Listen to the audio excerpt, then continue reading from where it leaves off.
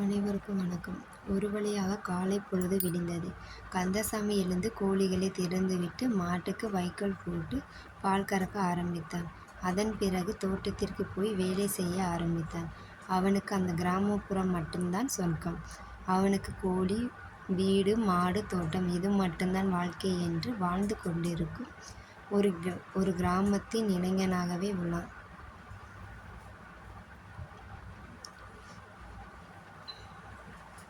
அவனுக்கு கல்யாண வயசு வர நகரத்தில் பெண் பார்த்து திருமணம் நடந்தது.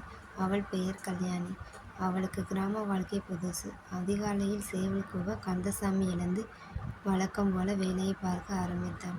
அவள் எழுந்து என்ன செய்வதென்று தெரியாமல் இருக்க மாமியார் கல்யாணி என்று கூப்பிட வாரேன் அத்தை என்று மாமியார் கிட்ட போனாள். கல்யாணி குளத்தில் போய் குளித்து விட்டு வா என்று மாமியார் சொல்ல அவளுக்கு ஒன்றும் புரியவில்லை. அவள் பட்டணத்தில் வளர்ந்த பெண். திகைத்து நின்றாள். மாமியார், ராஜி இங்கே வா, மதினியை குளத்திற்கு கூட்டிட்டு போய் குளிச்சுட்டு வாங்க என்றாள். மகள், சரிம்மா அண்ணி, வாங்க போயிட்டு வருவோம். கல்யாணியும் போனாள். அவள் குளத்தில் குதித்ததில்லை. குளத்தை பார்த்ததும் திகைத்து நின்றாள். ஆடு மாடுகளை குளிப்பாட்டினர். அவளுக்கு குளிக்க விருப்பமில்லை. ராஜி, வேறெங்கும் குளிக்க முடியாதா என்று கேட்டாள் கல்யாணி. மதினி, இங்கேதான் குளிக்கணும், துவைக்க செய்யணும் என்றாள் ராஜி. வேற வழி இல்லாமல் குளித்தாள் கல்யாணி. கல்யாணம் முடிந்த 5 நாட்களாகவே மறு வீட்டிற்கு சென்றனர் கந்தசாமி மற்றும் கல்யாணியும். கல்யாணிக்கு ஒரே சந்தோஷம். அவள் ஊருக்கு போனதும் அவங்க அம்மாட்ட, எனக்கு அங்கே இருக்க பிடிக்கல, நான் போக மாட்டேன், நான் இங்கே தான் இருப்பேன் என்றாள். அவங்க அம்மா, இப்போது தானே கல்யாணம் ஆயிருக்கு, போக போக சரியாயிடும், நீ அங்கே தான் இருக்கணும் என்றாள் அவங்க அம்மா. கல்யாணியால் ஒன்றும் பேச முடியல. அமைதியாக இருந்தாள். விருந்து முடிந்த ஊருக்கு போனாள். கல்யாணிக்கு கந்தசாமி ஊருக்கு போகும்போது சேலை வாங்கி கொடுத்தான். கல்யாணி மகிழ்ச்சியாக சென்றாள். மறுநாள் காலையில் சேவல் கூவ கந்தசாமி எழுந்து அவன் வேலையை வழக்கம் போல ஆரம்பித்தான். கல்யாணிக்கு இந்த ஊரும் பிடிக்கல, அவன் செய்யும் வேலையும் பிடிக்கல. அவளுக்கு என்ன செய்வதென்று தெரியாமல் முழித்தாள் கல்யாணி. சில மாதங்கள் கடந்த பிறகு கர்ப்பமானாள் கல்யாணி. வளைகாப்பு முடிந்து ஊருக்கு போனாள் கல்யாணி. குழந்தை பிறந்தது. குழந்தையை பார்க்க ஆசையாக சென்றான் கந்தசாமி. கல்யாணி கந்தசாமி பார்க்க விடாமல் தடுத்தார். இது என்னுடைய குழந்தை, நீங்க எனக்கு வேண்டாம், என்னையும் என்னுடைய குழந்தையும் பார்க்க வர வேண்டாம் என்றாள் கல்யாணி. இனி உங்க கூட வாழ எனக்கு விருப்பம் இல்லை, நீங்க உங்க வாழ்க்கையை பாருங்க, நான் என்னுடைய வாழ்க்கை பார்க்கிறேன் என்றாள் கல்யாணி. என்று சொல்லி கந்தசாமியை குழந்தையை பார்க்க விடாமல் தடுத்தாள்.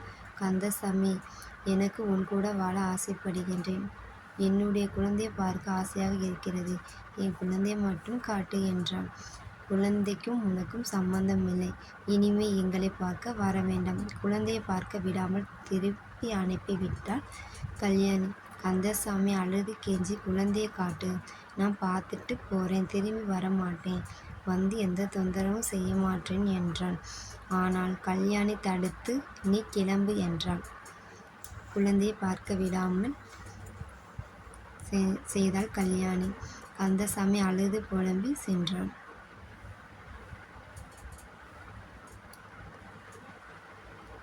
பல வருடங்கள் ஓடியது. கந்தசாமி தன் மகன் மனைவிக்காக காத்து கொண்டிருந்தான். மனைவி மகனை பார்க்க சென்றால் அவன் மகனை தூக்கி கொண்டு வேறு ஊருக்கு போயிட்டா. அவன் இங்கே இல்லை, தெரிந்த தகவல் தரம் என்று சொல்லி கந்தசாமி போகும்போதெல்லாம் சொல்லி அனுப்பி விட்டு விடுவாங்க. கந்தசாமி படிக்காத மனிதன். அவனால் தேடி கண்டுபிடிக்க முடியவில்லை. கந்தசாமி ஒவ்வொரு நாளும் அழுது புலம்பிக்கிட்டே இருப்பான். ஒரு நாள் காலையில் கந்தசாமி எழுந்து சேவல் கோழியை திறந்துவிட்டு தோட்டத்திற்கு கிளம்பினான். ஒரு 25 வயதுடைய பையன் வந்து வாசலே வந்து நின்றான். கந்தசாமிக்கு அடையாளம் தெரியல. யாரு தம்பி நீ, இங்கே எதுக்கு வந்திருக்க, என்ன வேணும்? சேவல் கோழி வேணுமா என்றான் கந்தசாமி. அந்த பையன் அமைதியாக இருந்தான். இல்லை என்று தலையை மட்டும் ஆட்டினான். அப்போ என்ன வேணும் அப்பா என்று கூப்பிட்டான் அந்த பையன். கந்தசாமி மகனே என்று கட்டி அணைத்து முத்தம் விட்டு அழுது, நீயா என் மகன், அம்மா எங்கே என்று கேட்டான்.